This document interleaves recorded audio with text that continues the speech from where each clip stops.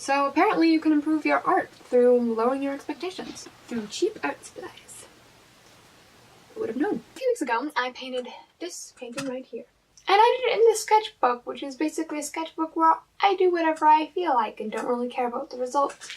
And I painted it with these bottom of the barrel cheap acrylic paints that cost like $1 each. Also, I didn't sketch anything out beforehand. And it turned out average-ish. Judging it from the standards I usually have for my artwork, this piece would kind of be a disappointment, honestly. The perspective is off, the anatomy is off, it isn't the most accurate because I didn't sketch it out, the colors aren't as vibrant as I would like it. But, you know, if this had been one of my average artworks, like say this one, it would have kind of been a bit of a disappointment. But honestly, I'm not mad at it. I'm actually pretty happy with it. And suddenly something that in normal circumstances would have been considered a failure is suddenly a success. Mysterious, isn't it? It's actually pretty simple. Because of the way that I approached this painting with the cheap paints, the warping experimental sketchbook, the lack of prior planning, I just had lower expectations for this artwork to begin with.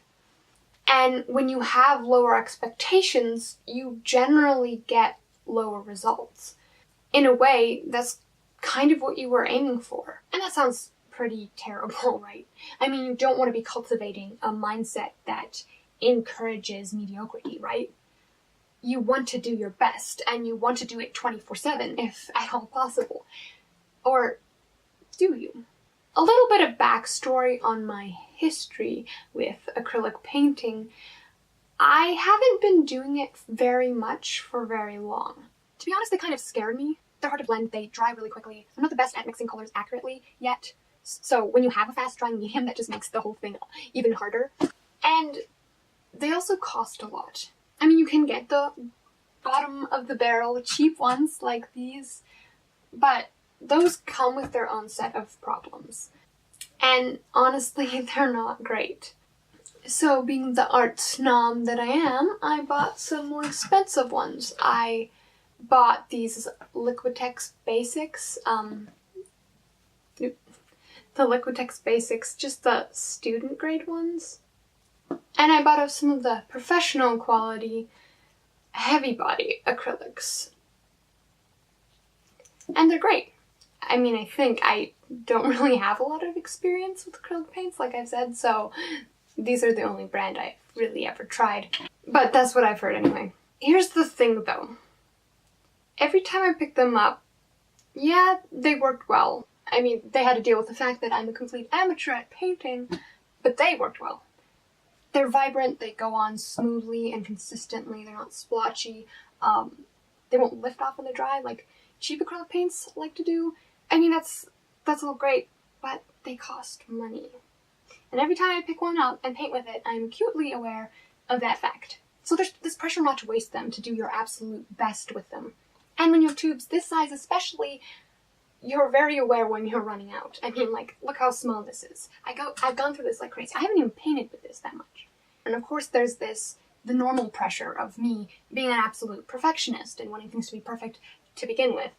Especially when you're not just not used to the medium, but you're not used to the skill. Like for me, I haven't had a lot of experience with painting, so I would ever so hesitantly pick up my acrylic paints because I really wanted to get better at them. But they were scary, so. And when the project wasn't turning out like I wanted to, and I couldn't mix the colors right, or I mixed too much, or I forgot that I was supposed to be painting from back to front, or I couldn't get the blending right at all and they were just drying too fast. It was just very frustrating and demoralizing. I felt like I was just wasting my supplies on my amateurity. Let's pretend that's a word for a second. But of course, you have to practice in order to get better, so it's a necessary waste. But that doesn't really make it any less painful or discouraging. And all that put me off from practicing at all. Like, I would hardly ever pick up my acrylic paints because of this. So what do you do when something like this happens to you? You have two options. Other than quitting, I guess that's an option, but other than that, you can just keep on plowing ahead and deal with the pressures of having unrealistically high expectations for yourselves for who knows how long. Or you can lower the pressures and your expectations to make everything a little more manageable until you gain your footing. I was watching a video the other day about this artist giving his thoughts on why you should use high-quality art supplies. And I think he made a lot of great points. The main idea was that using high-quality art supplies not only improves the quality of your artwork simply by being higher quality, but it also improves your mindset. You'll value the piece a lot more and put a lot more work and effort into it because you are acutely aware of the fact that you're using high-quality, expensive art materials to make it. It's kind of back to that expectations thing. You know you're using something high quality, you know it can do what it's doing better, and so you generally get better results. And in a certain time and place, I think that's a great idea. Personally, I lean more in favor of having high quality art supplies. I'll probably do a video on that explaining it more later. Suffice it to say for now, I'm an art snob. Basically, I'm just an art snob. But I think there are situations when using cheaper art supplies and lowering your expectations is actually a better tool for improvement. Before we get into when and why it is a better tool, we have to first talk about when it's not. Number one, when you want to get a really good grasp of a medium and the cheap version of it is really basically just a different medium. And using it, you just end up not really learning the medium you wanted to learn to begin with. And you might get the wrong impression of what that medium is actually like. I could rant, but I'll spare you the pain. You're welcome. My recommendation is research. Know how they're different. Number two, when the disadvantages of struggling with cheap art supplies outweighs the benefits. Sometimes that frustration is just not worth it. Number three, when you really want to push your skills in one area or on a piece as a whole. In this case, depending on the disadvantages of the cheap art supplies that you have, you might spend too much struggling with the disadvantages to really improve that much on the thing you're actually trying to improve on. Or vice versa, they might not get in the way of that, so you just have to figure out what your goals are and if you're going to be fighting with your art supplies the entire time. Kind of, again, is it worth it sort of thing. Number four, when you're trying to produce a serious piece. Like the guy in the video that I mentioned said, if you want to take your artwork seriously, it's a good idea to use high quality art supplies. It makes it easier.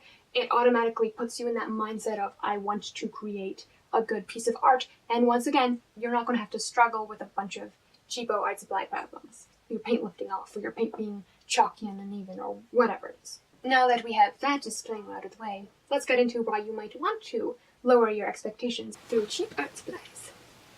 Number one, when using expensive supplies, especially as an amateur, is stopping you from practicing. For me, these cheap acrylic paints, they're not a lot like my high quality acrylic paints. They work a lot differently, and I'm not sure if it's just that they are made to do very different things, because different brands are going to act different ways. But they definitely have some cheap art supply tendencies. But the point is, they are getting me more comfortable with painting in general, and, they work enough like acrylic paints for me to feel like, okay, I'm getting a little more comfortable with this medium. And they're not so scary anymore, and I'm not so afraid about wasting them. And that's really the point. If cheap paints are going to stop you from practicing because they frustrate you, buy higher quality ones. If high quality ones are going to stop you from practicing, then maybe buy some cheaper ones. Number two, when it's not necessary to use high quality art supplies to get the results you want. Pretty self-explanatory, I think. Number three, when you're just thinking through an idea. If you're a good artist and you actually plan your things before you do them, unlike me, who never plans anything ever, then you might consider using cheaper supplies to do your thumbnail sketches, because they don't matter so much. Or thumbnail sketches. Number four, when you just want to fool around and experiment and you don't really care if you get the best result ever, and you want to have the freedom to not worry about wasting something expensive. I think this is probably when it's the most worth it. Sometimes, it's good not to have to worry about improving or making something really mind-blowingly good or whatever. Sometimes it's nice just to fool around and paint. I mean, that's kind of why you do art, right? Whether you're taking it super seriously or not. And it's just because you enjoy it. For this piece, I wanted to practice my acrylic painting skills and get more used to them. I wanted to do a looser style, and for me that's easier to do when I'm doing something cheap and on paper that I know is going to warp, and so I don't really care about getting every detail right. I don't know, there's just something about it that makes it easier. I also just wanted to do some painting and not really worry about the outcome. And for these reasons, using cheap quality art supplies and encouraging low pressure and low expectations was a great thing. And maybe it's something you should consider doing from time to time as well. What do you think? Do you think it's good to have low expectations? Or is it better to have high ones? Which do you have, and which do you prefer having?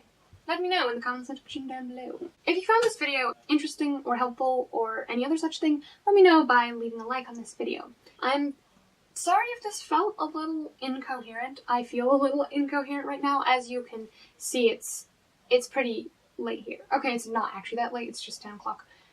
But man, I feel tired. It feels like a while since I've done one of these videos. The last video I did was a pre-recorded video that I did quite a while ago, and the video before that I actually did the week before I uploaded it. So I haven't actually made any videos for 2 whole weeks, so I guess it has actually been a while. Well, that's that. I'll see you next week. Bye.